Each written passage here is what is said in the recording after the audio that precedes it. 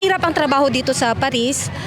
And then pag magpapadala ng pera sa Pilipinas to support the family is limited lang para matutunan nila kung gaano or paano nila masuportahan or i-manage yung perang kaya lang naming maipadala sa kanila dahil mahirap nga ang buhay dito sa Paris.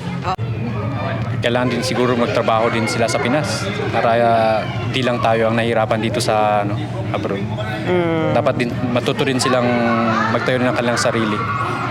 Aking experience po is ang ginawa ko, hindi po ako, kasi ako po ay isang breadwinner, ako po yung panganay sa 9 na magkakapatid, pinaaral ko yung mga kapatid ko, pero hindi ko sila pinagbigyan sa mga luho nila. Ang ginawa ko is, halimbawa yung kuya ko, bumili ako ng isang truck, tapos yun yung parang pinanghanap buhay nila, nangutang ako dito, actually nangutang ako, and then yung mga sakahan, parang tumubos ako ng sakahan, tapos nagtrabaho rin po sila. Lahat pinaghihirapan nila, hindi lang yung talagang bigay ka tapos Naman yun i-control para hindi mag-iwan ka para sa sarili mo, hindi lahat is isisend mo sa Pinas kasi hindi mo naman aanuhin na mag-stick ka.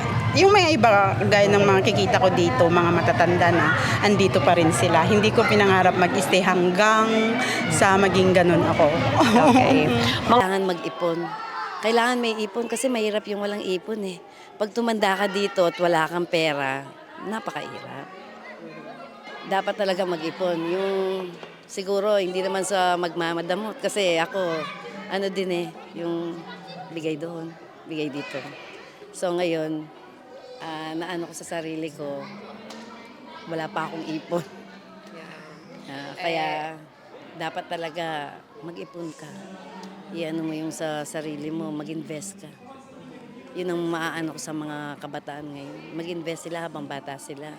Kasi mahirap na yung tumatanda dito, tapos yung may nararamdaman ka na ba dahil sa trabaho. Mag-apon kang nakatayo, lilipat sa ibang trabaho, aabol, kakain ka lang ng sandwich or kuminsan itlog, nilagang itlog or saging. Sa trabaho. Oh. Kaya Okay lang siguro dahil at least nakikita mo yung pinaghirapan mo sa kanila. Follow for more One Filipino TV.